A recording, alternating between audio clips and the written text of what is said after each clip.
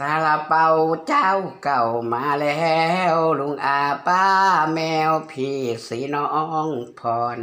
ขนมจีบซาลาเปาร้อนๆใครมาซื้อก่อนก็อร่อยก่อนนะจ๊ะแม่จ้าอย่าอยู่เฉยๆอยากมีลูกเคยขายซาลาเปาเอาหน้ามาอุดหนุนกันบ้างวันไหนมีตังจะขอเป็นลูกเคยฟรีไปเลยเอากินฟรีไปเลยอยากได้ลูกเคยขายซาลาเปาเรื่องสินสอดบ่ต้องมาเว้าลูกสาวบ่เท่าก็เอาฟรีไปเลยเอาฟรีกินฟรีไปเลยคนขายยังอยู่เดียวดูดเพราะว่าอยู่ในหมดคนโสดบ่ขาย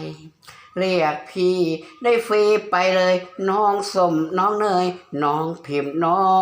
งพาก่อนนั้นขายลูก15วันนี้คิดว่าลูก15ไม่ขายยังไงก็กำไรเห็นถึงตอนเย็นน้องคิดเตฟรีเลยฟรี